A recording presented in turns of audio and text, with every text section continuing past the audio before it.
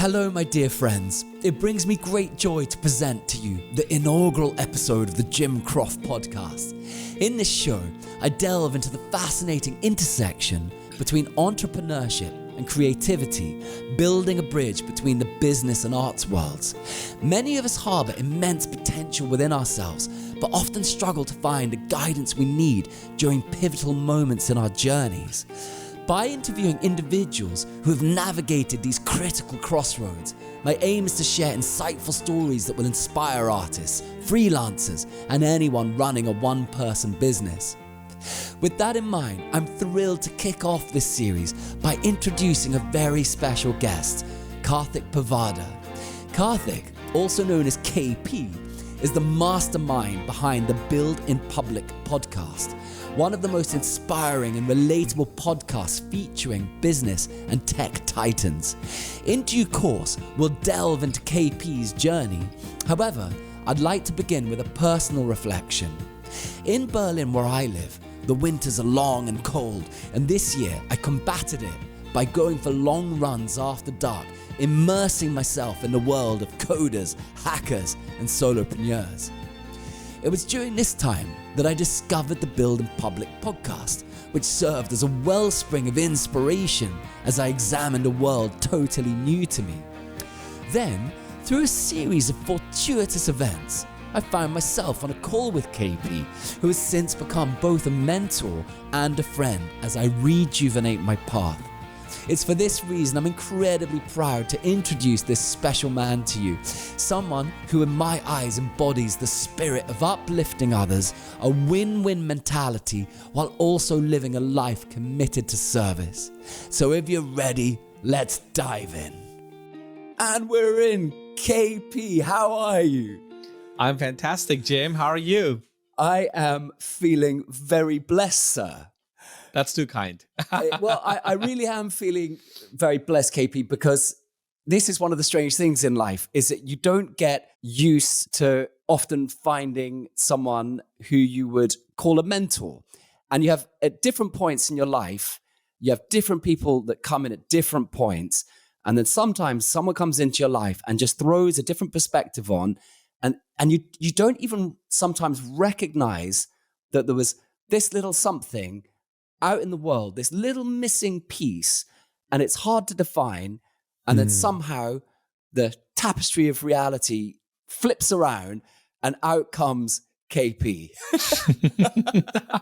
So I think feeling blessed is actually how I feel about it. And would you say that the missing piece that you were sort of looking for would be building in public to an extent, the concept and the philosophy? Yes, well, to a degree, but the thing that interests me is that the building in public is an idea that without a shadow of a doubt resonates with me. It's also something I've been doing in my own way for a number of years. So for me, I would say it's more the inflection. It's like, why does a certain person at a certain point become someone that can start embodying an idea? And for me, that's a question of why you choose to represent something or it chooses you. And so one of the things that excites me about speaking to you today is to kind of dive into some of those hows and whys as well. I always believe it's like the ideology that chooses you. You know, it's like the wand that chooses the wizard. You know, it's almost if you talk to almost anyone who's had I've been building in public for 5 years, and I've been believing and living and embodying this philosophy for that much time. And I've spoken to folks who've done this, some version of some ideology for 10, 20 years. They've always said it's usually an accidental serendipity. You know, it's something that we should touch on definitely, because, you know, I talk about this in our fellowship a lot, like serendipity of the internet. And of course, I think our interaction, the way we both got to know each other and build this relationship. You're in Berlin now, and I'm in Atlanta in the US, and we never, you know, we're in the same room, physically, but being able to build a connection, you know, and this kind of serendipity online, I think is such a magical opportunity for us. But yeah, I always think like the Harry Potter, you know, tongue-in-cheek reference, it's always the wand chooses the wizard. So the ideology will find you.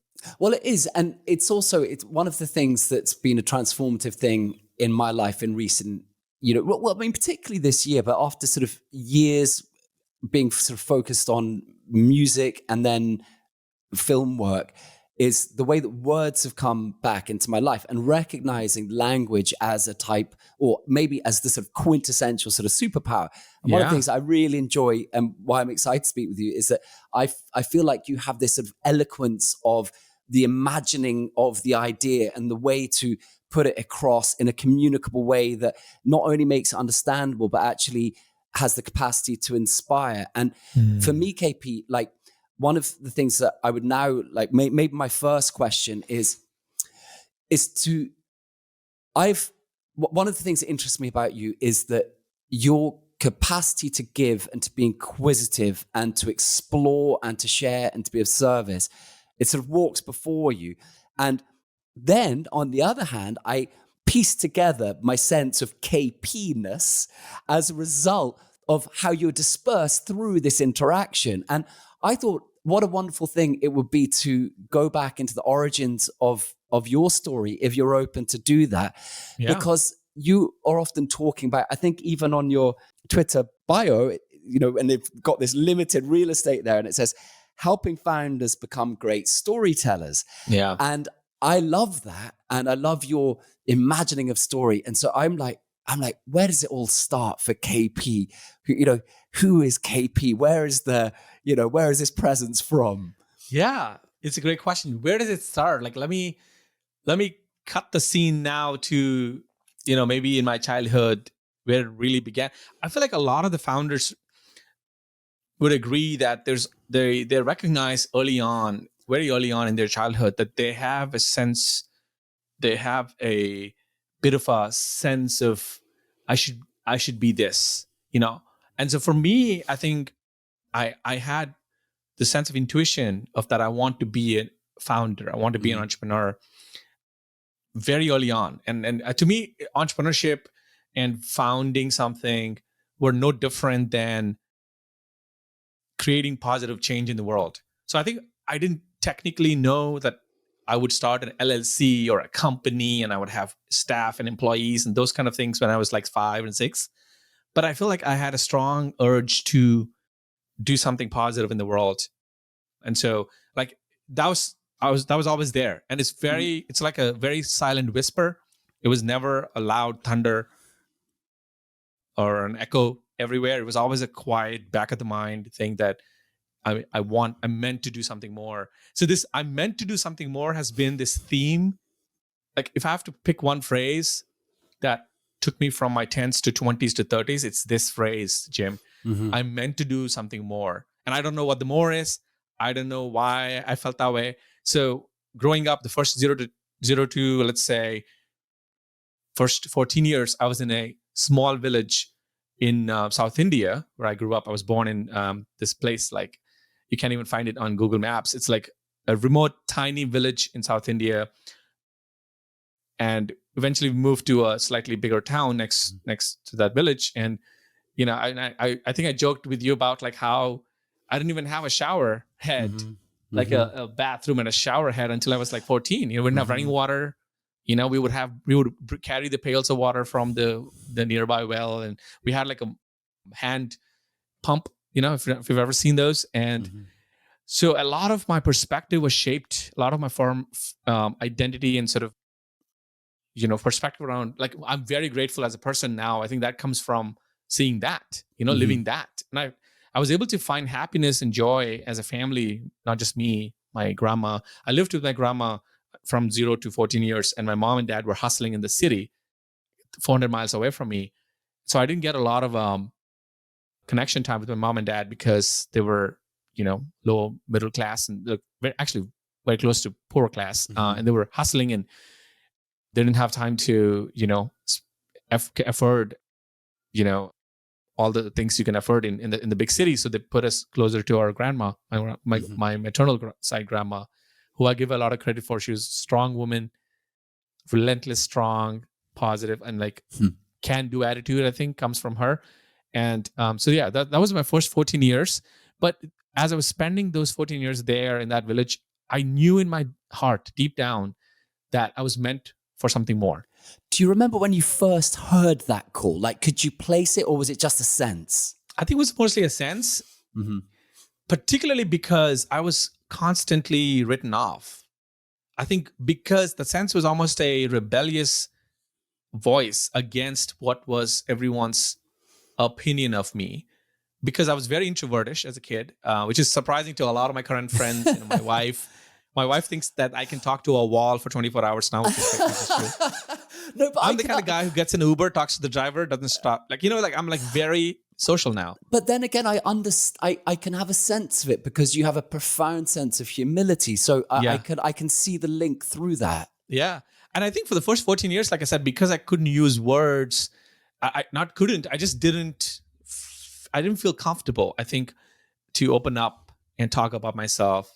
I was mostly focused on other people and what they were doing. And so I developed a lot of observational skills about people, like the people skills. But I was very introvertish. And so, and also I was in class as a student in the school. I was very forgettable. There was like, the class was an average, this is India, right? Very populous country. So the class was average of 85 people. And I was like, maybe my rank in terms of academics was like 67 or something. Nobody cared. I was not a topper, quote unquote, which is blasphemy if you're an Indian person and not a topper in your classroom. Your parents generally don't, offer you the most love.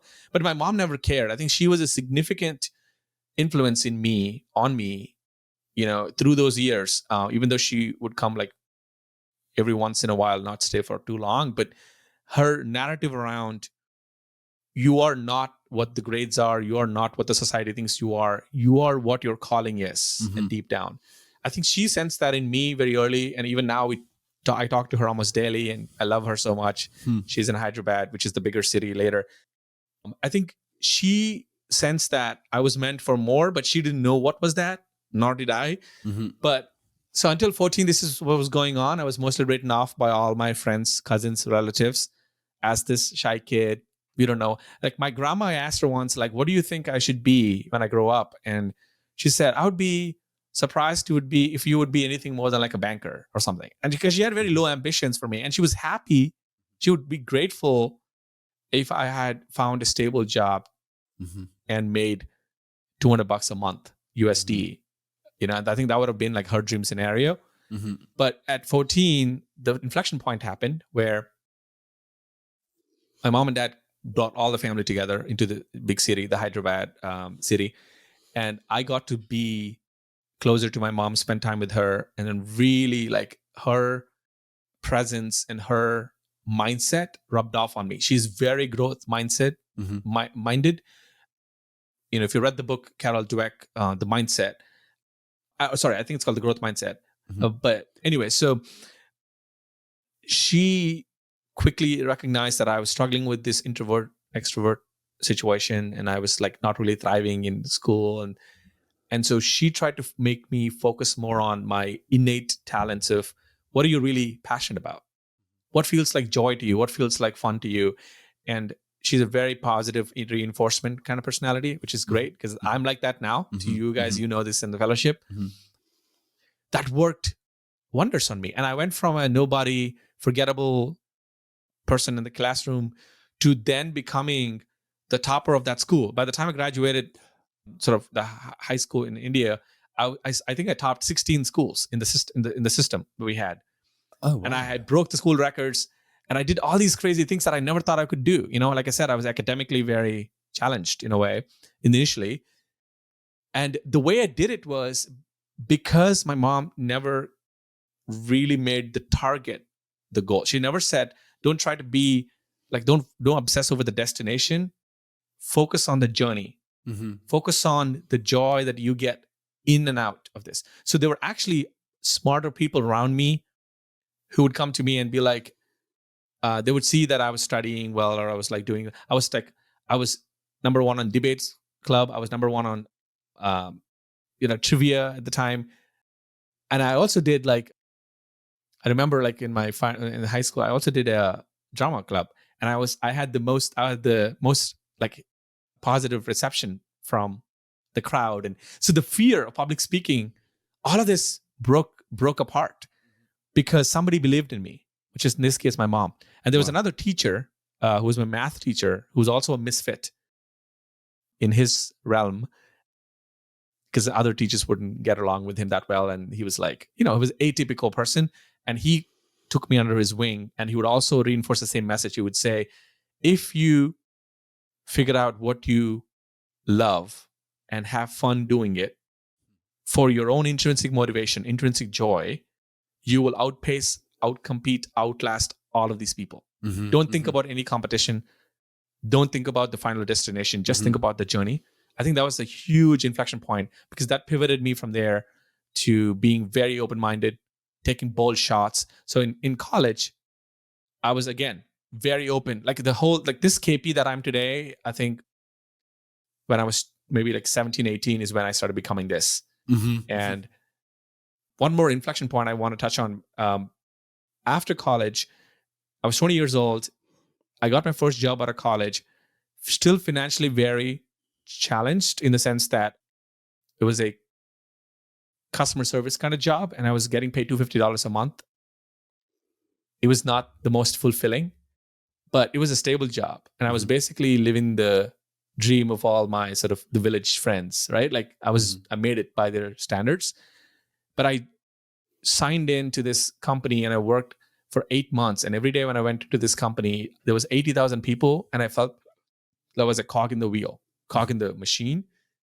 That's when I again heard the voice of "you're meant for more," which made me take a very risky bet at that time, 20 years old, with $250 per month salary, while I was still sending money to my parents, support my family.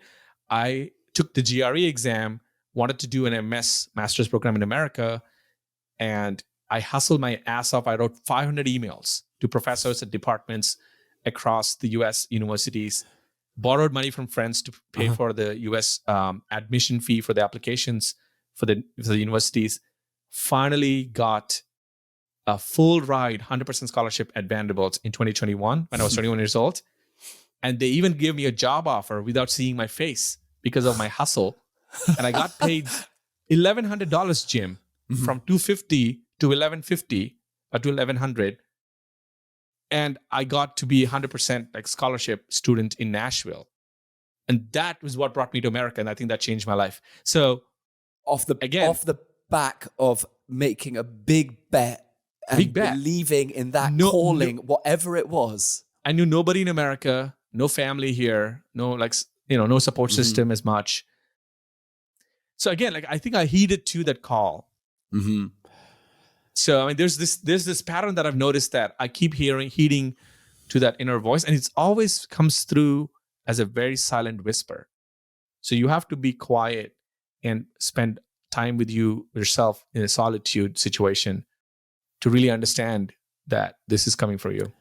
Well, this is one of the things that I'd be so interested to dive in just a little bit later, because one of the things that sort of my audience, as you know, which is mainly based on Instagram and on Facebook, and there's a lot of artists who follow my work and who I follow too. A lot of artists in the underground, a lot of artists also doing very well. But there's so many people are struggling with the same problems. And my sort of long journey in the arts, and of course you know this as well, you collect wisdom through those years, in those different kind of dark rooms, and coming across these challenges and then recognizing them in those of other people. And one of the things I'd love to go into is that the challenge of the digital realm, but I don't want to quite get there yet, KP, because I'm so interested in just contextualizing your journey first of all, because for me, what I find interesting is that everything that I've come to know about you, first of all, through listening to the podcast, but then as I've been speaking and learning from you in the Building Public Fellowship, in the cohort, has been about this sort of journey of becoming who you are. I sense all of the imprint of all of it really early. And I find it very interesting that there's a transformation in there from the kid that was averaging at school and was unsure and shy, and then something triggering.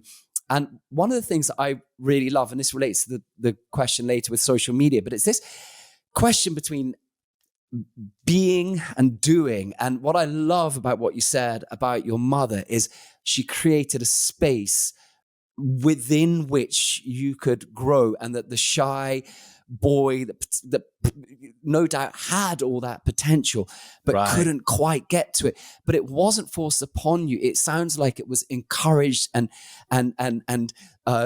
encouraged out of you, and I see you doing that with other people. So special big up to your mum, because I mean, what an amazing thing. And then I joke with her that I tell her that really my fellowship is kind of like me taking her lessons in what I was like the guinea pig of her mindset. Do you? That's lovely. Yeah. And I tell her, like, I just do 10% of what you did to me, you know, in this business context, and it's already reaping great rewards because I've seen you thrive. I've seen so many founders and creators and artists come into our fellowship thrive, because I feel like society doesn't give you that space. Right. And often, like, your mentors or people that you want to, you know, surround yourself with, often because of the weight of their success, you know, they don't allow that space, you know, in which you can nourish these hunches, you know, because great ideas come like hunches. They never come like a certainty. So much so, KP, and I'm just interrupting because it resonates so deeply. And you said earlier, well, what was it, the building public thing that resonated with you? And I was like, no, it's the way at which you approach this much broader and wider idea, because I come from the arts, and I've become more and more interested in the arts. But one of the things that kind of turned me off about certain aspects, or maybe, certain thought leaders or certain aspects of the business community, there's a lot of flexing and there's a lot of kind of, shouting about wins. And there's this there's a sort of this dehumanizing aspect to, if you're not in you know why they do that though? But you know why they do that? They're insecure, right? Like, I think that's another thing that I feel like we unintentionally project out our insecurities as brags, because we just want to quickly establish that we deserve the wins. My thing is this: if you really, to me, the real winners are the ones who don't carry on their shoulders the bags of trophies. Their shoulders are light, but their head is filled with wisdom. That is real victory. So if you just have success alone without wisdom, I feel like you're one-dimensional personality. You need the wisdom along with success. Well, absolutely. But you're also like encourage people to play the game. And, one of the lovely things that you say on one of your podcasts is, you celebrate the small wins, and you're like, I just put out a video. This is a little while ago now, but it's like, I know you've got this enormous following on Twitter, but you're like, I got to 100 followers on YouTube, and you celebrate that moment, and it's very kind of inclusive. And what I love is this aspect of, you are, you're not afraid to celebrate, and you're not afraid to say, but there's a very clear sense of the motivation and the why behind it, the encouragement, the sense that by doing this, sure, you're talking about your journey, but you're not dumping it on other people as a weight or a burden or a pressure.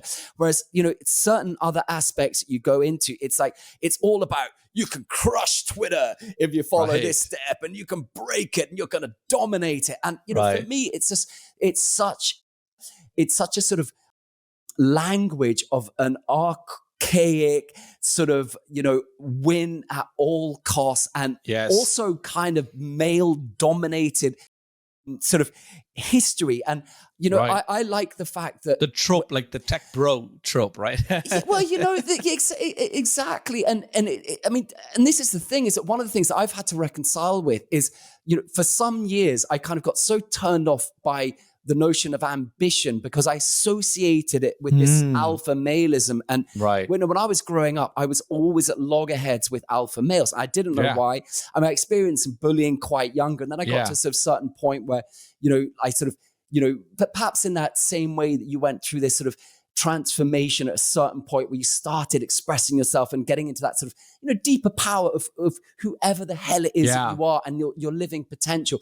And then at that point, the difficulty with alpha males became much more difficult, because at the point at which they're trying to bully you, you start standing up. And the thing is, when you stand up to an alpha male, it's like you said about the insecurity, they tend to fragment and to disorientate, because they just do not know what to do when someone who is on the surface sort of, on the surface looks or should be weaker, is drawing from a different sort of type of power. So the thing that I just loved in everything in a way you do is that it's with you have the yin to the yang, in the heart of one thing, there is always the seed in the other, but it doesn't disassociate from the capacity to be ambitious and to want more from your life. So I kind of feel like my sense of, I can celebrate being ambitious in a much more wholesome way and encourage other people. And it's not bad to be ambitious in itself. And I know some of this sounds like madness, if you're coming from the business world, because,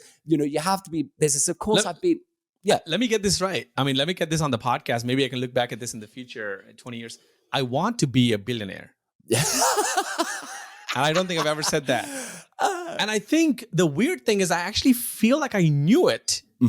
From a long time. Maybe I didn't know the term billionaire. I didn't know the term ambitious. You own the ambition. I own it completely. Yeah. So I feel like that is Jay-Z has this great song, right?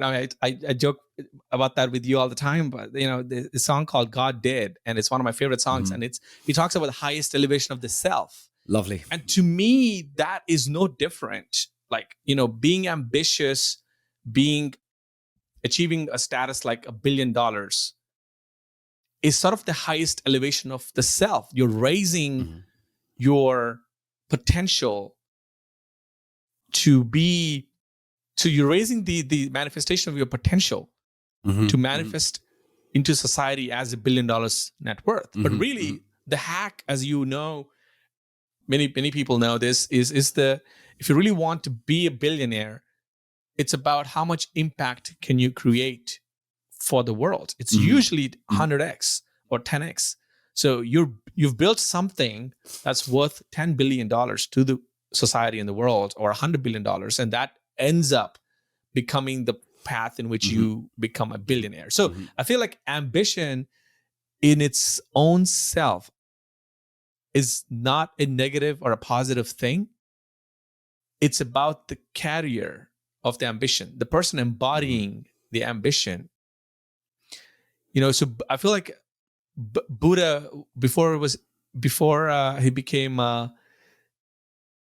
the spiritual teacher that he became, was insanely ambitious, and he was the prince of the kingdom. So I think we all have that duality within us. We have that wisdom side of ourselves, and also we have the ambition, the prince, the king side of us, as well.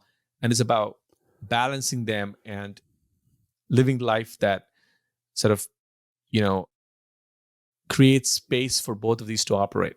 And in terms of, so there's the journey to get to $1 billion, which is a lovely idea. But let's just to complete. But here's the funny thing too. Let me also caveat that. If I spend every living day that I have on this planet and have fun, help others, find joy in the day, and ironically don't end up with $1 billion and only end up with 875 million or 84 million or 8 million or 800K, it doesn't matter to me. Because the whole joy is in the journey. The destination is just, it's kind of like, a North Star. It's like, that is how much you can achieve, but it's not the driver. Well, you talk about on the cohort, it's like, would I be doing this if I wasn't going to get paid for it? And, and that always comes across. Now, the fact is that that you're going to do it and you happen to be able to get paid. Well, that becomes a very nice, right. But I've done a lot of things that didn't end up that way. I feel like that's where one of the things you have to explore a lot. So let's go into that, KP. Let's go into that. And because this is the thing, one of your key foundations is the idea of service. Yes. And I just wonder, if I ask you, what is the nature of service, and where does that will to serve come from, and what's its intention? How does that resonate in you? Yeah, it's a great question. I think one of the biggest transformational realizations I had came to me perhaps 5-6 years ago, where until then, I viewed business as some version of a transactional thing. I thought business was about, offering someone, give and take, right? And the realization came to me when I hit the rock bottom in 2017, because I started a SaaS company. A SaaS is like a software as a service platform. And for 8 months, I spent on building an MVP, and I did like 70 or 80 customer discovery interviews. Eventually, all that time, energy, investment, I think I maxed out my savings. I emptied my savings account, got like put in $17K into this project. Eventually went nowhere, got $0 in revenue. And I hit rock bottom, and I had so much self-doubt whether I would even be a good founder. That was your own baby. My own baby. It was called Closing Page. I had to shut it down after 8 months, and I really had a lot of self-doubt because I thought the calling, I still had the voice in my head that you are meant to be a founder. You're meant to, build a company that serves people. But I definitely didn't. The reality didn't match the calling.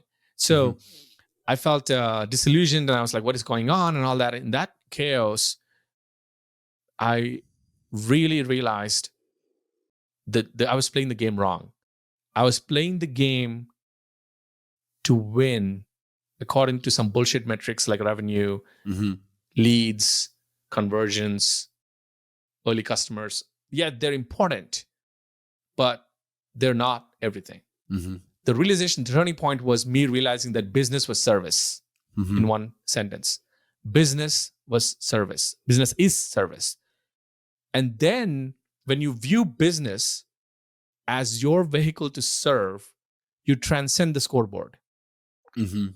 Then the digits on your bank account, the numbers on the screen are contextualized and find their rightful place in your narrative in your head. And the place is, they're not the most important things. The most important things, when you start a business, or when you, even for when you start a podcast, when you start a creative project, to me is about pursuing what you feel is your curiosity and doing it in a way where it serves other people. So the key word is serves. And it means that more often than not, there may not be any ROI in the moment. So there were so many times where I realized where I would do things where there's no ROI in the moment, but there is JOY, joy. And when I followed that metric, and I just did it publicly, did it boldly, and kept going, money found me, revenue found me, all these other things found me, because I was serving people. Yep. But also you have to be open to be paid. So you have to have an abundance mindset. You can't have a lack mindset, right? You can't. So if a sponsor comes knocking on your door, or if a customer comes knocking on your door, says, KP, would love to have you on this project as a consultant, would love to, we can only afford to pay this much. You have to take it up. You cannot just say no to money, and then think like, oh yeah, I'm just going to do service. And then it's okay. No, it's not okay. It's not good for your soul, not good for your health, not good for your wealth, like none of it, so you have to do both. You have to think of it like service and pursue it like service and do it like service, but also be open to abundance finding you. And in terms of that, let's just go back to that younger version of you at 2017. And, the company's just, it's flunked. You're at your bottommost point. You've come to America with those dreams of creating something. So much went right. And then suddenly, it's this sort of, it's almost like an archetypal journey, because you've stepped out into the wild and you've had that spirit of adventure, and you're going out and you're making your life, and it's desperate and it's rugged and it's raw and it's real.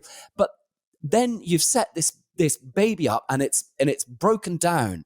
So if you were to go back to that guy, and what I'm really thinking about, KP, if you're a founder who's just who's just hit a massive roadblock or an obstacle or is doubting their path, or for that matter, if you're an artist and you are just not knowing how to go on, what would be your approach? What would be your advice at this point to say to that person at this moment in time who's in their rock bottom moment, is losing faith in the journey?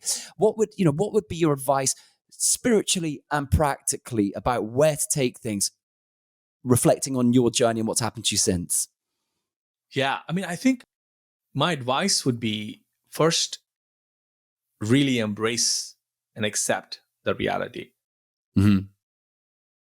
And because unless you embrace it and accept it, you're still fighting it and you're denying it. And the more you deny and fight it, I feel like the more frustrating and challenging it is to move on. Mm-hmm. So it took me, I think, 3-4 months to really come to terms with that. What happened in that time, KP? I was mostly not social, mostly in silos, and I was mostly kind of asking the big questions. I'm like, what am I meant for? Universe, answer me. What? But the weird dichotomy, though, that I still had a baseline hope and optimism about my future. Like, I knew I was going to rise. I knew that I was going to rise, but I didn't know which path, what would be the lucky break, what would pick me out of this. And I watched, I think, to me, the biggest, I remember now, actually, I watched a ton of Tom Bilyeu's videos, Oprah's videos. I filled my head, basically I cleared my head. My head was filled with the negative narrative of failure and limiting beliefs and the darkness of that stage I was in. Which so many people struggle with archetypally daily. Archetypally. Yeah. And so I think the biggest cleansing I had to do was detox my brain, my mind, of all of the tornado of thoughts, which is very, very difficult, because that really determines your action. Your thoughts determine your action, course of action. So once I started clearing that up, it took me like 3-4 months. I listened to so many YouTube videos, watched videos, listened to a lot of podcasts. And basically, I think Oprah talks about this concept called my cup runneth over. And then you should sort of drink from someone's cup, which is running over. And I felt like she was a breath of fresh air. Lisa Nichols, another shout out. A lot of these were quote unquote inspirational, motivational speakers. I think Tom Bilyeu was also a pretty big role, because he interviewed some of the world's best experts.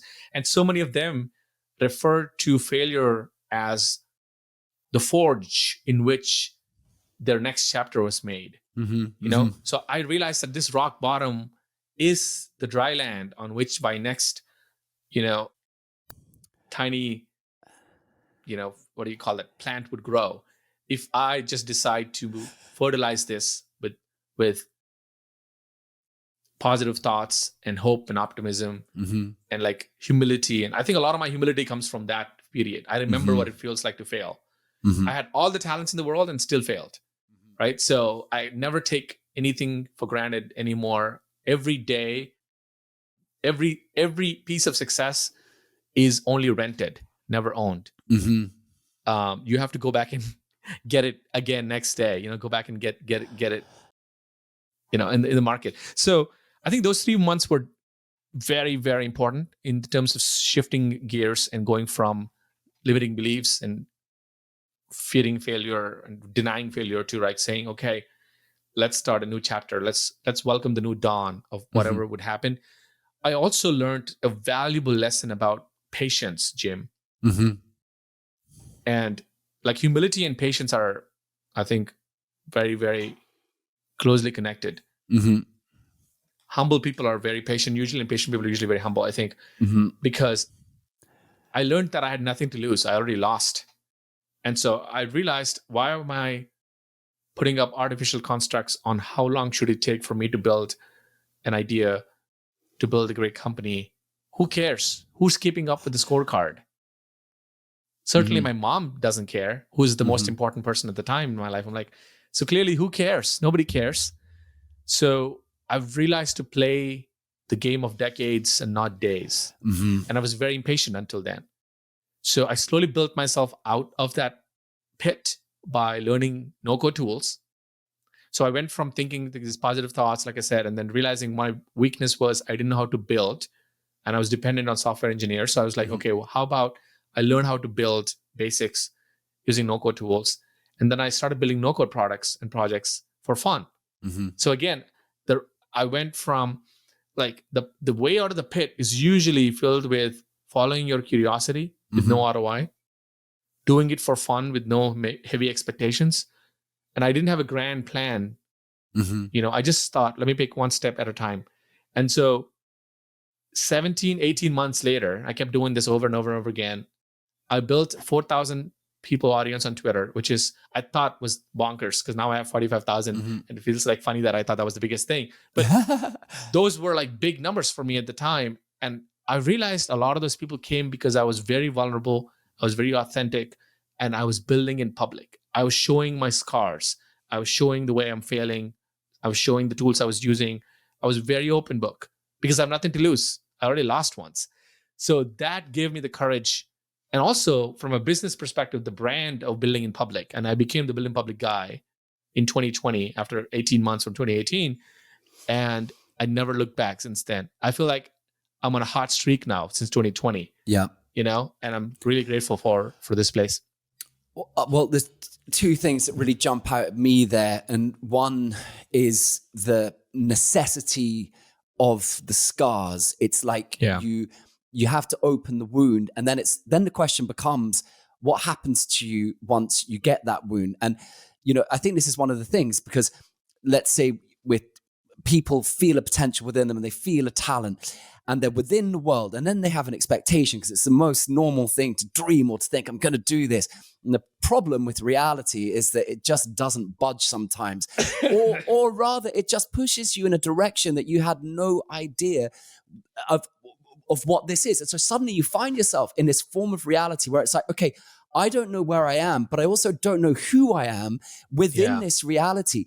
And it's in this space where it's like you have different types of choices, because, well, the one thing you can guarantee, regardless of where you go, is that you go into the dark. You go into that abyss and into that dungeon, and then you have to contend with all the forces that come out. And it's like, well, where does the cynicism in the world, where does the darkness come from? Well, people make the choice, sometimes and all too often, to start throwing back the darkness of the fact that they feel completely disorientated into the world, and they take it out on the world, which is where the bullying comes from and where the alphaism and the nonsense comes from. And what I love is that you took that scar and you took that sort of that pain and that doubt, and you are an Indian boy on a different continent who has gone out building a life from nothing. And what did you choose to do with it? You chose to be vulnerable with it. It's just, I find it such a beautiful like story, KP, of the experience you had and what you've discovered through it, and what you're giving back to the world as a result of it through that capacity to be vulnerable. And the second thing that I really love about Thank you, Jim. And you're giving it back to you're giving it back to all of us through that, and that's the remarkable thing, because it's like, I think we always have a choice of what we're going to do with our pain. But the thing is, when it fucking hurts, it's very easy to get angry at the world. And then that, in that moment is, I think, certainly in my life, it's your biggest challenge, because you get drawn to the dark side, if you like. But the other thing you talked about, and this is for me so important, because it's like this idea, and I know it's one of the 7 habits of building in public, but this playing the long game, thinking about decades. And what I love about that, KP, and maybe this is a natural extension to go a bit deeper into this idea of building in public, but what I love about the long game, just to sort of like go into one of them like immediately, it's like, well, artists are often struggling because we want something, we want the world to feed back to us, and that's natural. Like, we all get it. Sometimes you're just on your knees and you can't get the world to, you can't get nothing from it. And so actually all you have day after day or week after week is how you contend like with that dark room. And the thing is, what you talk about, this relationship of time, okay, patience, decades, playing the long game. For me, it's like, well, I just love how you talk about this mindset of, okay, my mindset is determined by time. It's determined by, okay, being utterly in the now, but by potential for the future and not being weighed down by the past. So I feel like that, to be honest, that I noticed that is a very unique sort of concept or a perspective that I found to be very refreshing and unique and not talked about often among the circles that we're part of. I think it's, we assume that maybe a lot of people have that, but they don't. Actually, 90% of the world is impatient because we're living in the world with Uber Eats and DoorDash and the dopamine instantaneous hit. And dopamine hit.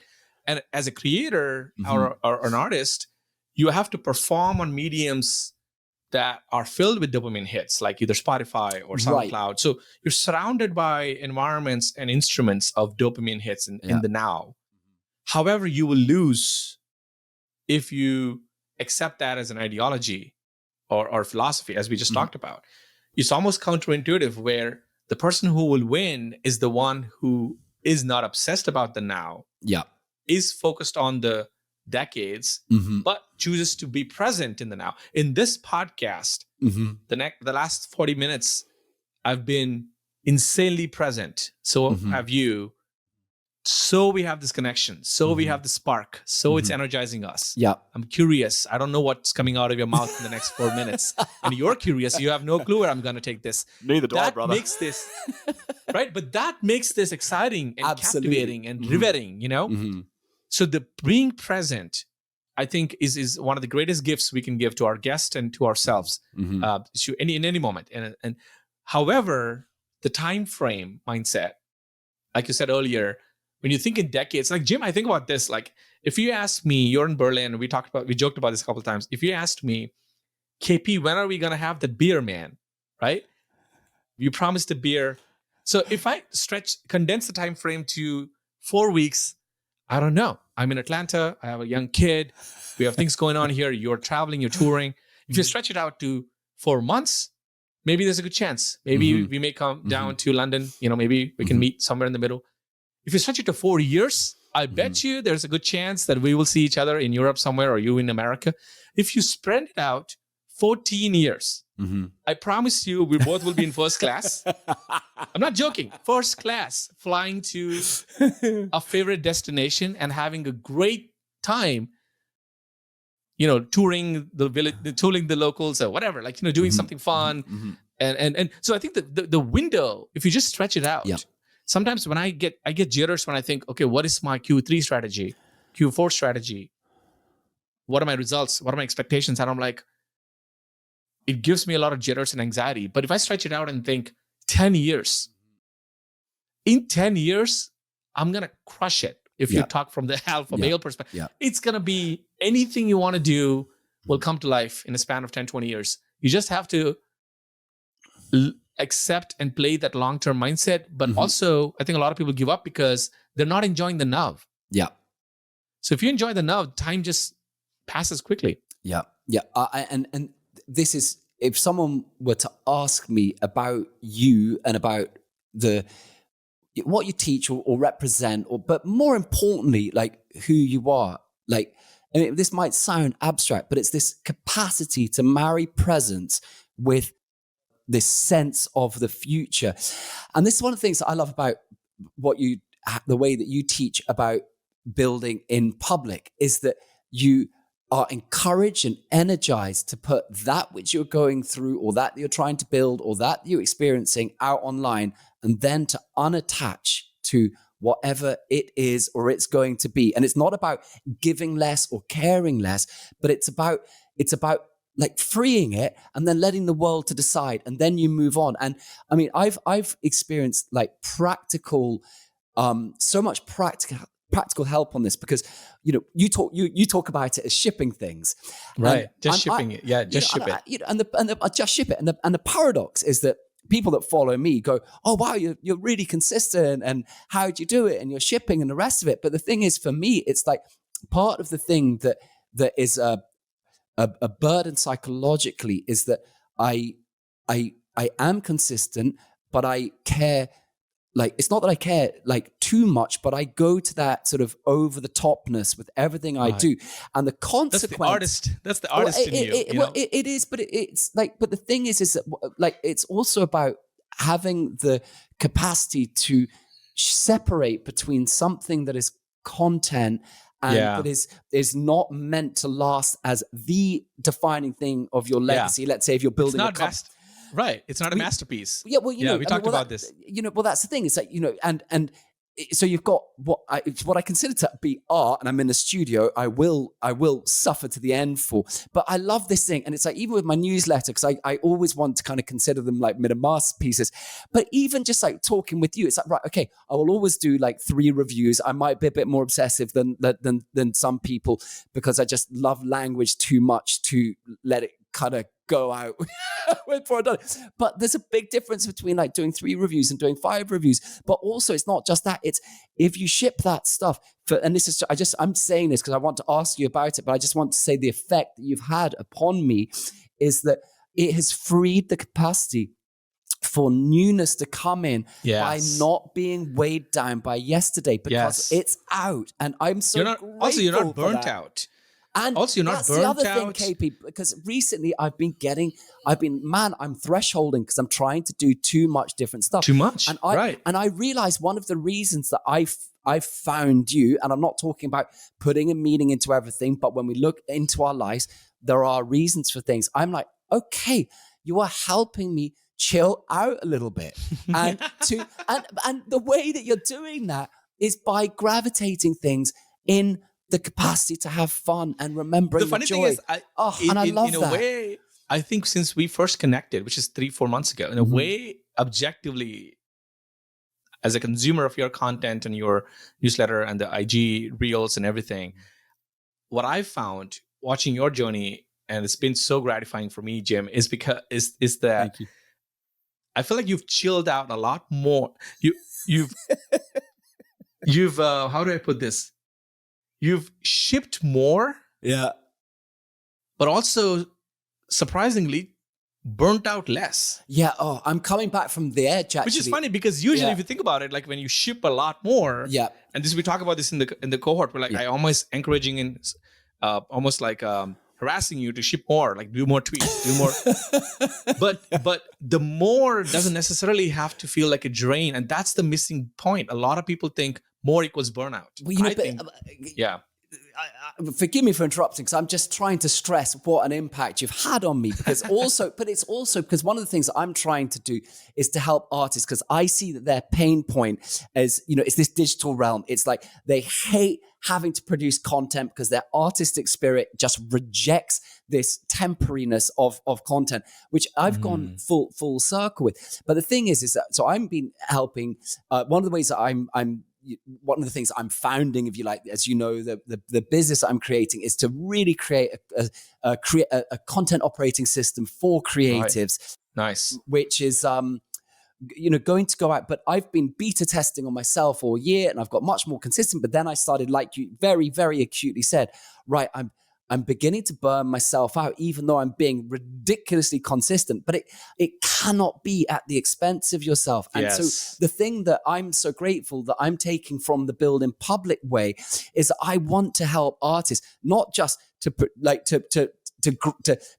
produce stuff and to put it out and to make peace with the content realm and to seize the opportunity of the digital realm, but for it to also be joyous in this light way. And the result that being on the cohort has had for me is that I have got into this space where I'm able to be productive, just like you said, but I am now not burning out with it. So I'm getting this wonderful consistency. Yes. But I'm getting this sense of liberty, and that comes from the fun. And you stress that every day. A lot. You see, like, let me give you an example, right? Since 2018, when I took my Twitter seriously, I made about over 35,000 tweets. Mm-hmm. In 2021, I started my podcast and I made over 62 episodes, as you know, about my Build in Public podcast. Amazing consistency. Again. And I started last September, my newsletter called KP's Column, and I just finished 40 editions of it. 40 editions, which is crazy. And for the longest time, I thought... Is that one a week, is it? 1 a week. And I thought I was so terrible at long form writing, which is a limiting belief.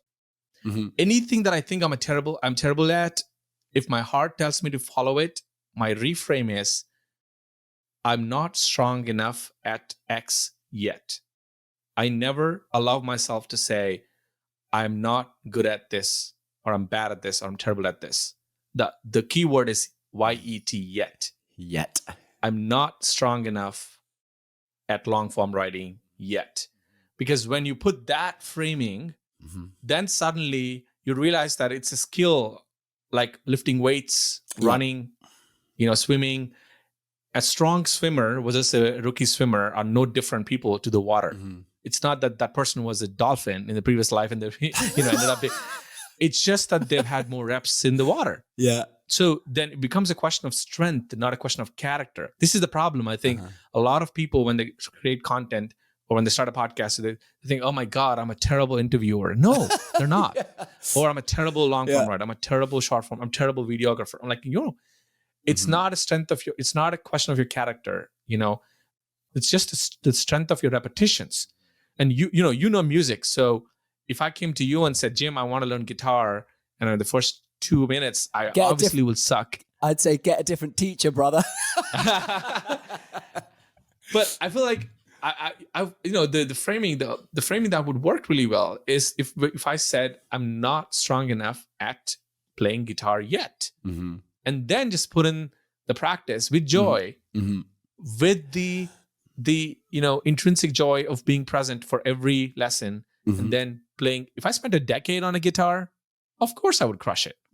So the problem is nobody's giving themselves enough grace.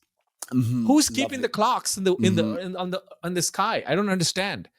Why is Jim upset that he hasn't cracked the code with IG Reels in the last 18 months when KP doesn't even know when you began? So in my head, I was thinking maybe you began 2 months ago. Who knows? So I think that's like the biggest tragedy of our generation with artists and entrepreneurs coming into content or marketing, is that they think everybody's seeing or looking and observing and obsessing over their clock. Funny enough, nobody knows the clock. We don't know when Gary Vee started. He started 14 years ago. Yeah. 14 years, man. Like if you spent 14 years on IG, I think you would be the king of your niche or the queen of the niche if someone's listening. So I think that's been the main thing, is to give yourself a lot of grace. So when I said this list of pieces of that I've shipped, like 35,000 tweets, 62 episodes of Twitter podcast, I never felt like it was a heavy lift doing any of these. I know this because I was never burnt out. I feel like a feather. And the system is that I'm playing the decade game and I don't need to rush. In a decade, I have so much window to fail, take rest, recharge, get up, do something, skip a week, skip 2 weeks. Who cares? Yeah. Right? But I come back. I think the other thing is people don't come back to it. Like the reason why a lot of people who were consistent, once they get off the consistent track, never come back, is because they were really not enjoying it in the first place. And they were really not doing it for themselves, for the joy in the first place. They were doing it as a external reward thing. So it's about tapping into that why. And one of the questions I have with consistency is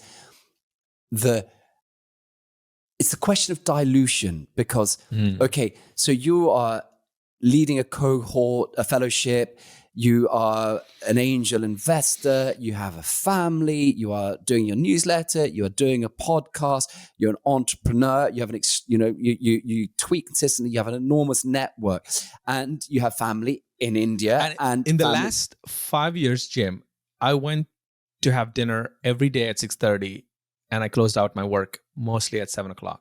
That is the crazy part. That is beautiful. KP, and I tell you what, that will be one of my huge takeaways today. And so thank you for sharing that, because that is absolutely beautiful. But the question I have... And I was present for every single thing about my son. Every single thing. Is 2.5 years old. I was present for every micro moment for him. So my question it can be done. I feel like most people are not, leaning into it. They think that it's impossible. No, it can be done. In 2023, with the internet, with the trade-offs though, there were so many trade-offs. The trade-offs is that my podcast is not an in-studio Joe Rogan style, Tim Ferriss style podcast. But it's about the message. It's about the meaning. There we go. So I encourage you to do the same thing when you were asking me about the podcast. I'm saying, KP, what do you think about the virtual podcast versus in studio? Sometimes I may not be able to reach out to some of the artists that I want to interview because they're overseas or whatever. And I'm like, who cares, Jim? People tune into podcasts for two reasons. One, to learn something new, which can be done in person or virtually.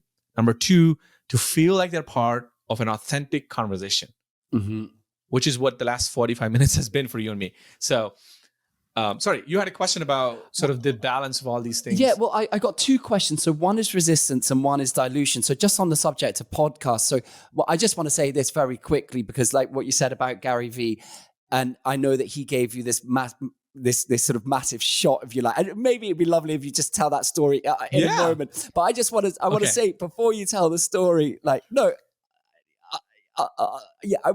say it after the story. Tell me the story because it's such a nice story. So the 30-second recap of what happened was, I think episode number 5. Yeah, it's actually early, episode number 4. Right? Yeah. It's very early. So I started my podcast almost as a side hustle, just for fun, as a hobby. Yeah. And I think the first 4 episodes, I had a bunch of founders and entrepreneurs in my network. So again, all of them, I recruited them in public. But I took this to the whole new level when I designed I crafted a tweet, a public tweet, and included Gary Vee's Twitter handle in the tweet, and basically pitched myself, kind of like auditioned myself as a podcast host in public by giving him a very clear exit that he could say no, and that's fine. And the way I did that, I went many iterations on it. We talk about this in the sessions in our fellowship, but I went through many iterations of this in my drafts, and then finally just was scared, but I hit publish. Let's see. Invited him to be on the show of a fledgling podcast of a nobody called KP at the time.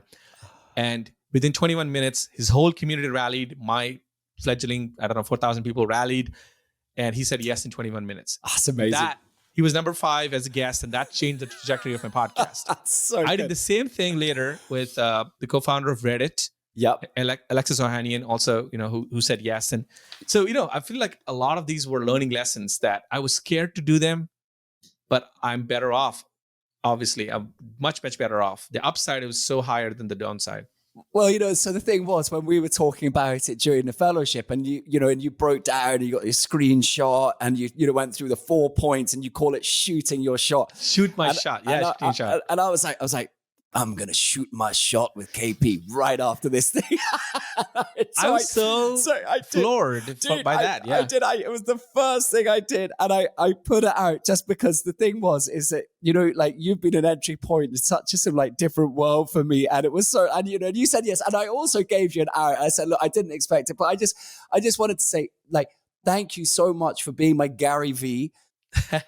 Because because that is what you're doing over and over with these different people, and this is one of your things, KP. And I don't say this, to flatter you, but one of the things I feed from you most is you have more of a win-win mindset, I think, than anyone I met. I don't get this. But I don't get the sense that you are secretly holding back because you want something. You're like, no.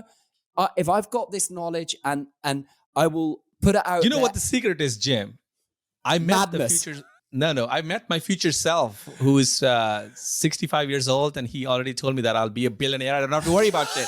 So it's it's this thing, this weird thing. We all think that, oh my God, I have these 4 insights, 5 topics, 8 lessons, 4 nuggets that I gotta hide from the world. Yeah. What? That's dumb. There's nothing. I think especially when you experience that kind of failure that I saw, when you realize that despite all your talents, despite all your intellect, you could still fail.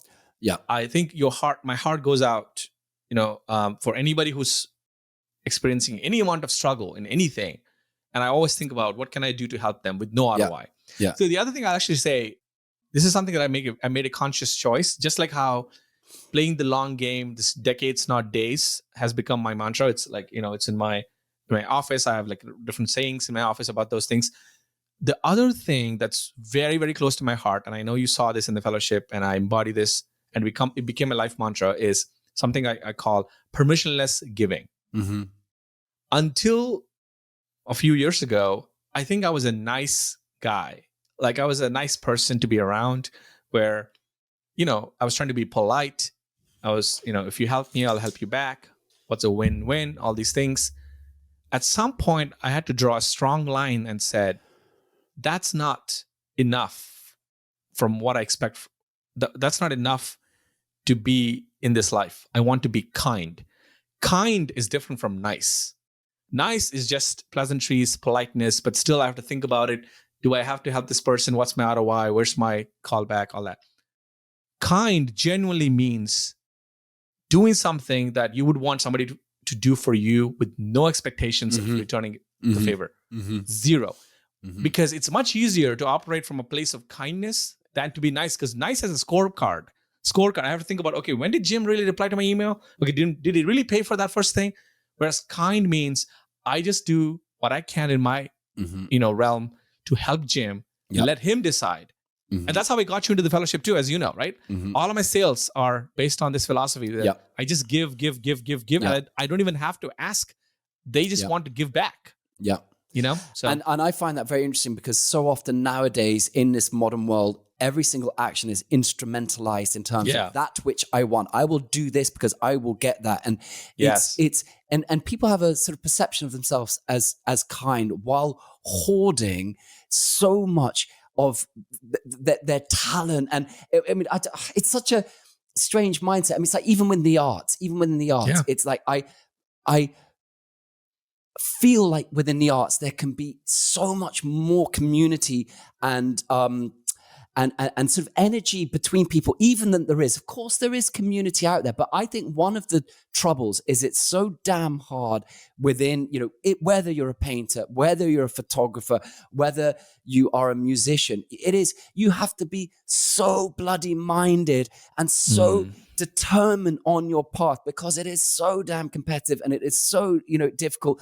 And it's also not that kind of thing where it's simple proof of product, because the thing is, it's like, let's say like what Lewis is doing with Audio Pen, he's hit upon this lovely vibe where there's just this missing thing in the world and he's got it, and good on him, and it's fantastic. Of course, it's not an auto guarantee for success, but it's slightly different in the arts, because you get those 10 albums, and the worth of those 10 albums is kind of very similar on an objective level. They're all wonderful and beautiful, but one of them will make it. And, the world is kind of like inherently, kind of unfair. That's the beauty of it. And we have to work out how we are within it. But the dangerous consequence of it is that you can end up hoarding and not giving stuff over. And that's just one of the lovely things I love about, being in contact with you, because that sense of kindness walks before you as a way of being where you get it and you feel it. And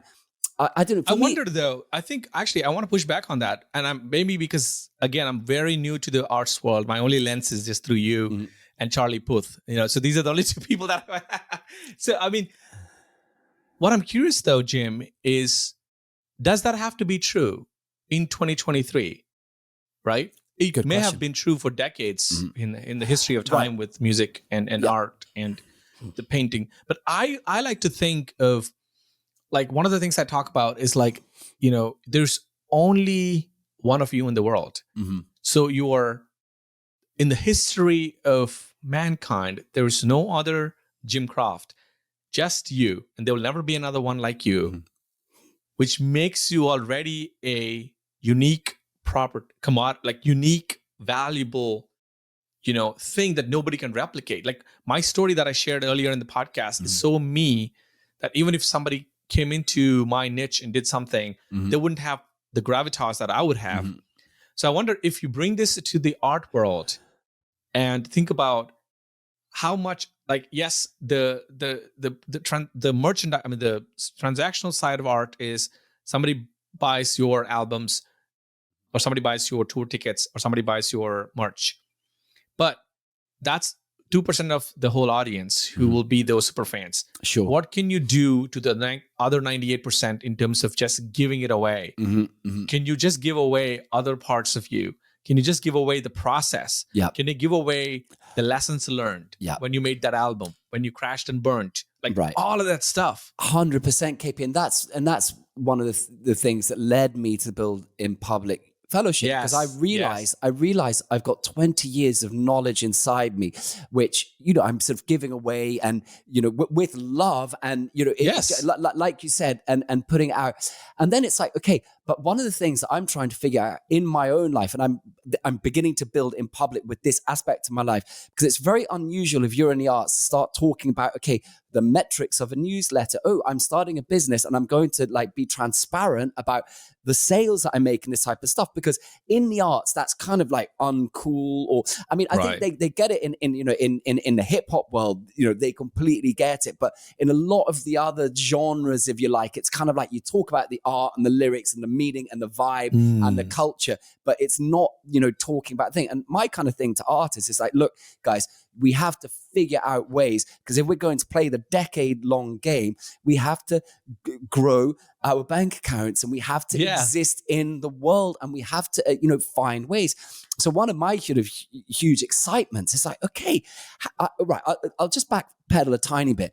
A year ago, I went off into the Scottish Highlands after the pandemic, and I went off in my van. I spent a winter there all on my own, just looking inside myself and working out what the hell I was going to do in the next stage of my life. And one of the kind of key things that I came to was I'm either going to delete all social media and this whole way that I'm in the digital world, or I'm going to embrace it. But what I'm not going to do is to exist in this gray zone between things where I'm half in and I'm half out. It's there's got to be a commitment on some level.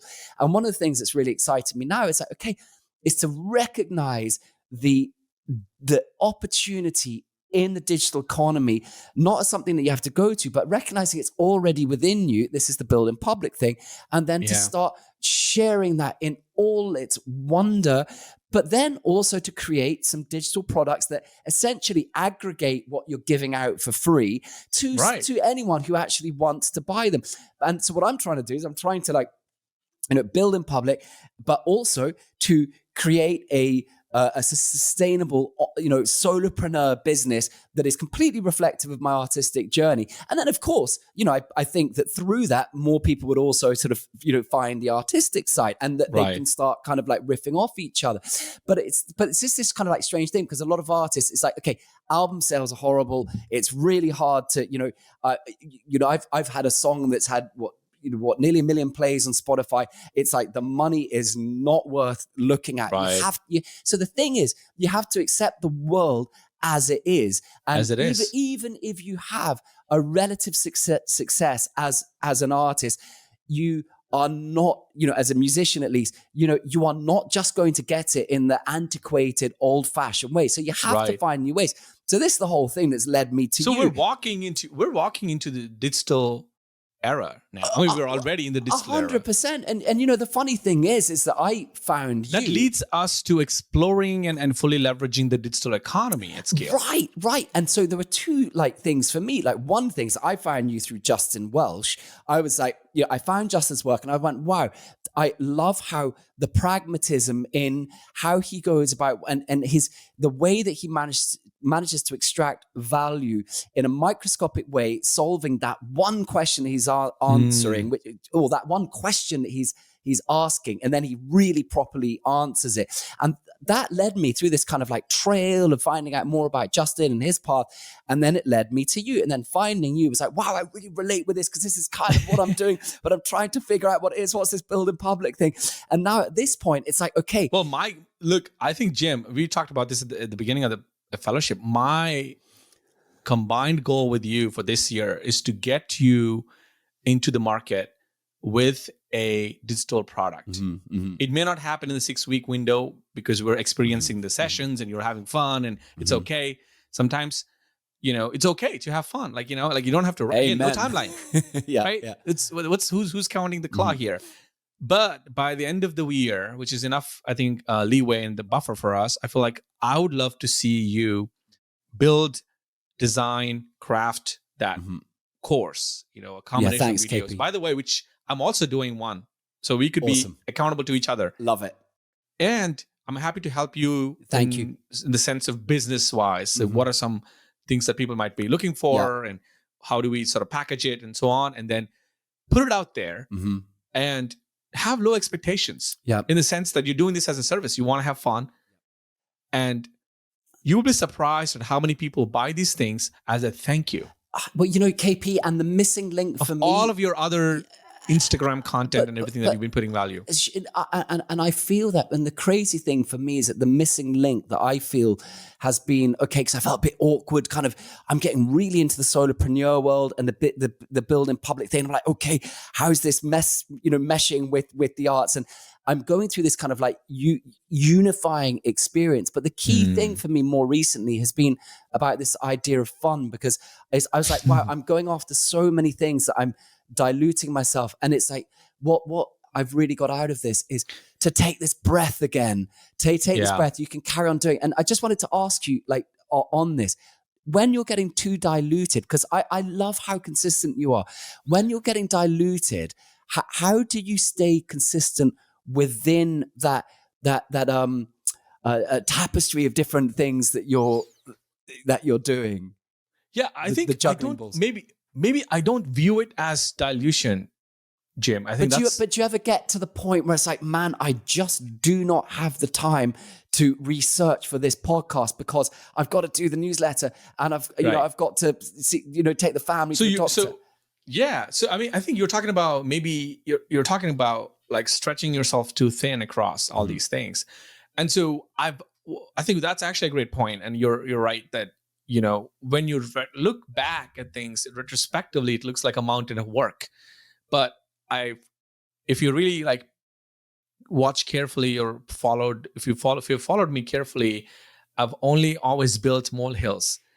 Now looking back, they look like a mountain, so there've always been small increments of things that I did. I never stretched myself too thin. I never went to a point where I felt like, man, I'm doing too much. In fact, so many people give me feedback saying, like, Jesse, who's part of BIPF1, the first cohort, he would always call me KP. Like, it's like, KP, it takes me, I don't know, he would say things like, it takes me like 3 weeks to write a newsletter.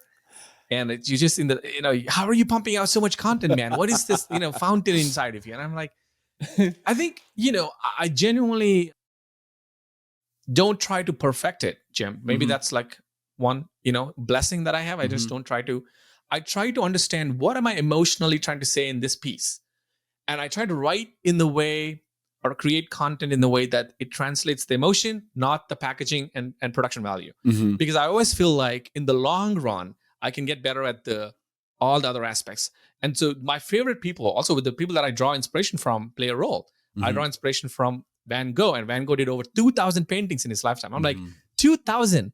I'm sure every painting when he was doing, he had fun with it, but I don't think if he thought that was the masterpiece, I think he would have been burnt out quickly. He didn't, I'm sure he didn't care, He just kept doing it. And we look back and we're like, oh my God, the Starry Night is a masterpiece. And you can argue something else is a masterpiece. I'm sure he doesn't give a shit, or didn't give a shit. So I think the hack is like playing along lightly. So the person who is on the football field, for the European listeners, who's the person who's on the football field, who's having the most fun with his feet and playing lightly, tends to score the more goals. Because he's not carrying the weight of the expectations of what he should do, she should do.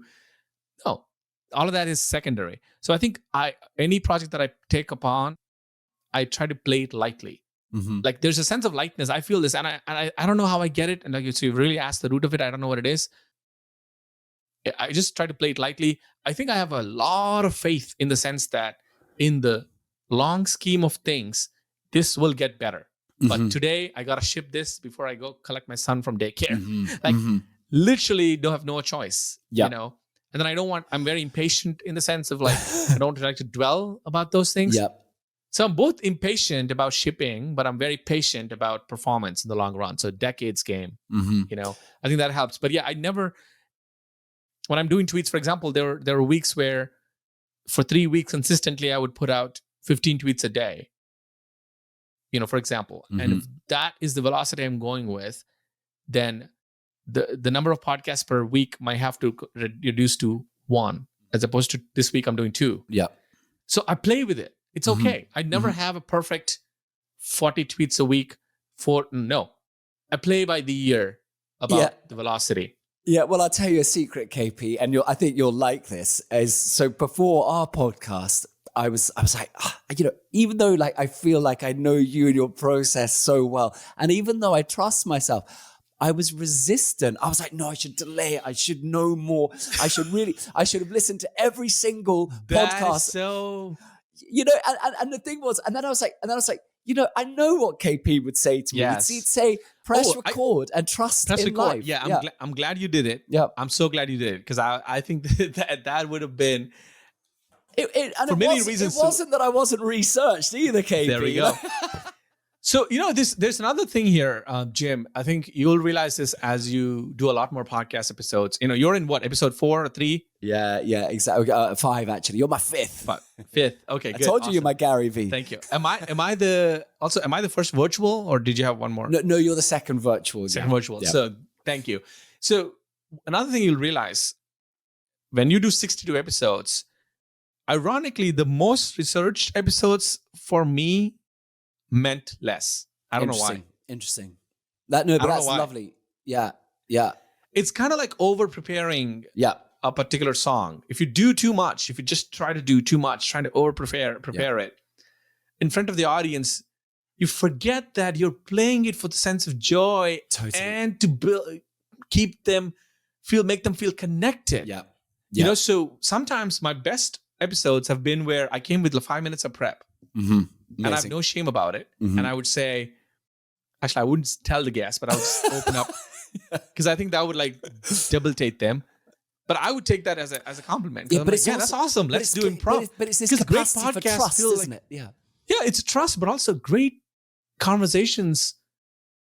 Are like improv, Jim. They're not like a Hollywood movie. Yeah, where it's like pre-written, pre-scripted. That's why ChatGPT can never catch up with you and me, because ChatGPT is trying to pump out what Hollywood's written 40 years ago, or it's been like the tropes and shit like that.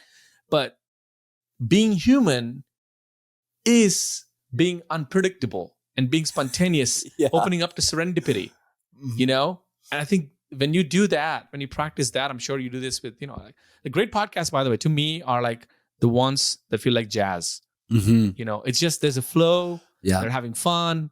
You can tell, and it's relaxing, and it's cool. Well, I've hardly looked at the notes, KP, and and that's the thing. But what's so interesting is that even though I have the trust in you and the trust in myself and the energy, what I find interesting, that even though I feel I'm relatively advanced as far as it goes to winging things, because I've been winging stuff my whole life, 20 years, I still feel that sense of resistance, and so one of my questions. But what does that mean? What is resistance? Well, this is what I wanted to ask. This is what I wanted to ask you, because it's like what you have this sense of presence, and that's something that is a lifelong. For me, like, presence is love. And for me, that's a huge area of my life that I always work on. But I was meaning, like, are you at the point now in yourself where that you've gone through the point of resistance? Like, will you ever be coming up to a podcast and be going, oh, I'm just not feeling it today? Or are you just... No. That's so awesome. No. Yeah. I actually I went to the loo 2 minutes before we started recording. I mean, before I jumped on this link, and I looked at the mirror and I said, "Oh, this is a big episode," because I know you love me so much, and I know you're gonna put a lot of weight on this episode. And I'm like, how do I make sure that I screw this up? And I'm just kidding. I was like, how do I make sure that I feel light? And I thought, if I just poke fun at Jim, if I just have fun, if there's some way that I could just turn this around and make this, ask him more questions than he does, like, because I'm the podcaster too. And I'm like, oh, that would be fun if I can corner him, and if I get him to open up, right? And so these, like, I got a fountain of such things, and I'm like, oh, that would be fun. Oh, that would be fun. That would be fun. I'm like, okay, I feel a sense of relief, and I just join. So in resistance, you return to fun. Yeah. And I think of, like, how do I lighten the load of resistance, Yeah. And I think it's a gift. Maybe it's, I'm like, sort of humorizing it. Maybe I'm like, sort of making it less of an issue than for many others. But I think this is also why I don't have public fear, Jim. And I really genuinely don't know why I don't have public speaking fear. I seriously don't have it. And I've tried this at many, many levels. I spoke to 40 people. I spoke to 600 people at a college.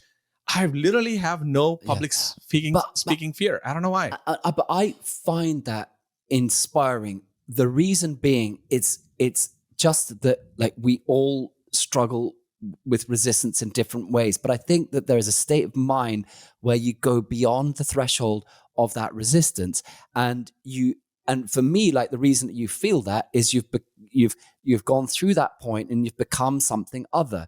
And I don't mean to put you on a pedestal, but it's about, well, you have a mindset, and I noticed that sort of very, very, very quickly.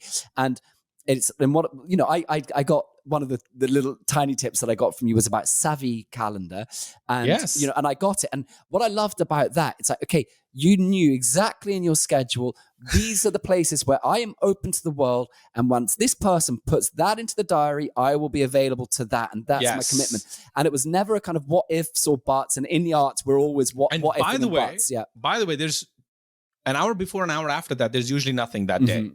Mm-hmm. So like, I'm not letting anybody to book into that window. So I feel drained. Which is very clever. That's a great tip. That's a great tip. So look, KP, I know I've already got you longer than we agreed. So I just wanted to kind of like, do you have a few more minutes just before we go, just to wrap things up? So look, sure.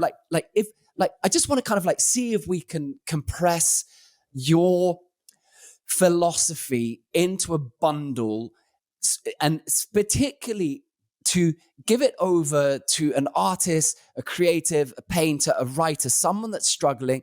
And particularly, let's just imagine that person for a minute. They know that they've got that potential. They know they've got that gift. They know they've got that fire and that flame, but they're really resistant to the digital world. They feel like they know they should be on it, but they don't want to be on it. And there's a kind of massive pain point there. And that's something that I'm trying to address.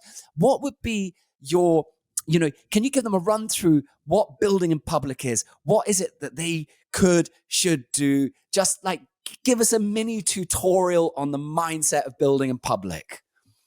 Well, that's a great prompt, a mini tutorial on the mindset of building in public. I would say, three, distinct things. One, there is the artwork, and then there's the art work, right? The artwork is the piece that you're working on. So talk about it, right? You're creating a painting. Talk about it on Twitter. Talk about it on Instagram. I think Instagram is better because it's a visual medium. So talk about it in the sense of like, I'm trying to create a cathedral in this painting. I was inspired, in this, I don't know, in this visit that I had to Rome, and I'm trying to build this thing. Here's my 4 inspirations. I'm trying to draw this day 1, right? Day 2, some progress. Day 3, no, I didn't like what I did yesterday. Sketch it off. Day 4, basically keeping those small set of 30, 40 people engaged and involved in the journey, like you would do your BFFs or best friends in a group text, and let the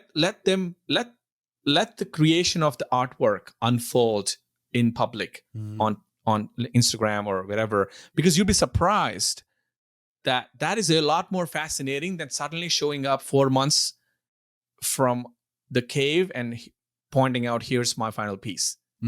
Yeah, a million other artists can do something stunning, but it takes a certain kind of brave heart to show the process in public, and a lot of the people who want to follow you, support you, want to understand your thought process, your decision making, how you think about these things, what choices you made on the art. So that's the artwork, one word. Yeah. Then there's the art space work. Talk about that. So you're working, and your work is being an artist. What does it feel like to be an artist? What are some of the tools of trade? Like for example, I talk about this, in our sessions, where I talk about, as a podcaster, I use something called Anchor, and then I use something called Riverside. Yeah, it's a platform, SaaS platform, and you use Zencaster. Most people don't know these things. Yeah, so it's fascinating. Talk about the tools of trade. Talk about the challenge of, being spontaneous, unscripted, versus sometimes you have to be scripted when you're doing a commercial. You can't go on a set and be like, I'm just going to wing this. Nike, just pay me, right? Of course not. So how do you balance that as an artist? So I think the talking about that artwork, talking about artwork of the work that you're creating, both of these two things are equally fascinating and valid and fun for other people to sort of, be part of. So that's number one, is talk about these things. Number two is be human, be relatable, be real. Social media is not it's not a stage on which you have to come and perform. It's not a place to impress. It's a place to express, in my view. So be human, you don't have to play the part of this award-winning filmmaker. You can be a friend, and I bet, like when you saw my content, a lot of the times I didn't come to you, or I didn't my tone is not of the tone of like, hey, here's all the trophies I won, right? Not at all. My tone is like, hey man, here's what I learned last week, right? Here's something fun. Here's something new. So I think that be human, be relatable, number two. The third tip that I have about building in public is, this is, I think, very, very underrated. And I saw you and a lot of other artists don't do this well, is that be prolific, not perfect. Every artist on the planet, I feel like, wants to project that they're perfect or their work is perfect. But we all know we're not perfect. Why are you worried about someone judging you about imperfections? Actually, your imperfections make you interesting. So, but at the same time, you cannot tweet once in a decade or once in a blue moon and be like, I'm done for my year, right? You have to be prolific, because the fact of the nature of the fact of this social media platforms being so ephemeral, they move quickly. The algorithms move so fast, and every day people are scrolling. You have to give a lot more sort of micro pieces of content, of yourself onto the platform, so that you stay top of mind for your consumers, And so these are three pillars that I would say constitute like sort of the ethos of building in public. Beautiful, KP. And so I've got two final questions. And one of them is, do you think that, my sense is regarding the digital realm that, we've been kind of experimented on. It's grown up within our lifetimes, and we're kind of like the first generation that's really kind of, it's happened while we've been adults. Of course, the next generation are actually growing up with it. But it's this kind of like massive experiment. When I look back at my resistance of a year ago, I think the resistance was, there was still part of me that didn't want it to be that way. I wanted just reality to matter. And I think I've come round to reconciling with the fact that the digital realm exists. There is an opportunity in there, and that moreover, it's, of course, there's always a choice, but it's like, actually the smart thing is you've got to recognize that this is part of the game now, and we have to find our peace with it. Would you say that's a fair assessment, or do you see a different type of way? Or do you think, no, we've just got to reconcile and get on with it? I think the earlier, the better, in terms of reconciliation. And I also think it's an archaic way of thinking that digital reality doesn't matter, or it's secondary to the physical reality. As we're seeing the launch of Apple Vision Pro, I feel like it's going to be even more significantly important. My son Neil is going to grow up, in a reality where I think primarily digital reality, he'll make his best friends online first. And then, like the fact that I joked about this a couple of times, where if you and I were in the same town, we would have been best friends, Jim. I've said this a couple of times, right? But the physical reality won't allow for that, because you're in Berlin and I grew up in India, and now I'm in the US. But the online reality allows for that. The beauty with the internet is you can filter the internet based on like-mindedness, values that you care about, alignment of values, alignment of energy. It's very, very hard to get 4 gyms in Atlanta or Beaufort, where I am right now, but I can imagine, which happened already in the fellowship. We have about 20 gyms in the fellowship. They're all, versions of you or versions of like-minded, build in public believers.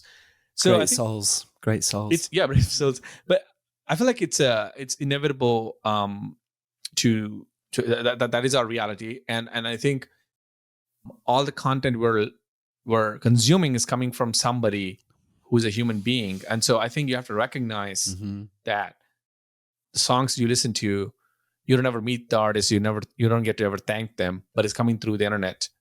The paintings you check them out, or the movies you watch. So digital reality, I don't think is a subset or a smaller prominent reality. I think it's blended now. I feel like we're at the point where you have to start leveraging both. That's the reconciliation. That's very interesting. It's neither nor. It's just part of one. Very nice, KP. Thank you for that. It's blended. And so you've got an exit point for this last thing I was going to ask you. But if I was to say to you, KP, if you shut your eyes and I shut my eyes for a moment, and you would be able to just take a look into yourself and to give KP's message to the world at this point in time, would you be willing to do that? And if not, then nonetheless, thank you. So a message that's not building in public, like I think beyond building in public. No. Simply just wherever you're at. It can be building in public. It can be the way. It's just KP at this point in time. This is what I have to say. It's a great time capsule question. Actually, I love the question. The message to the world, It's again, it's like raising the expectations, right? But I feel like if I had to say something that's top of mind for me, and I've been thinking about lately, is, art and business to me are almost two sides of the same coin. Because art, when done right, is service to the world. Business, when done right, is service to the world. And that's why I'm very fascinated about the art world. And I love to consume great art and appreciate great art. And one thing that I'm very optimistic and curious to see is a lot more artists and creators coming into the digital business world, like you, Jim.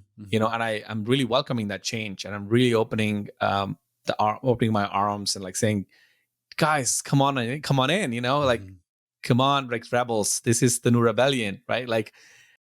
And so I think that would be something that's top of mind, is that how do we build the bridge between business and art worlds? And you do such a great job of this. And I that's why I'm rooting for you and wishing that, you launch the course, and you launch not just a portfolio of courses, portfolio of offerings where people can, better themselves and find, answers to some of the burning questions they have. And so, I think that's something that I would, from a pragmatic perspective, but let me think of a spiritual message, or maybe a bit of a non-businessy message. I think it's just, do your best to follow your calling. And it's always a silent whisper. But when you hear it, and when you have to do something, give yourself permission to follow that calling. I think that's the greatest fulfillment in life is in that path where you're following your calling. So that's it. And why I love that you end with that, KP, is that you end with the breath, with making the space, because you can't listen to that whisper unless you are quiet. And I think of your mum. And the little boy coming from India with a dream, going over to the US. And I just say thank you for all of this. Thank you. And for all that you're giving, and personally coming on the podcast, giving me this opportunity to have this wonderful chat with you, KP. I had a blast, Jim. Thank you so much. You're one of the most kind people I've ever interfaced with. So I appreciate you, and I'm excited for this podcast and for your creative projects this year. Got to work out how to get the damn thing online now, KP. Yes. Awesome. All the best, my friend. Thank you again, Thank KP. you. Have a lovely day. You too. Thank you. Bye-bye.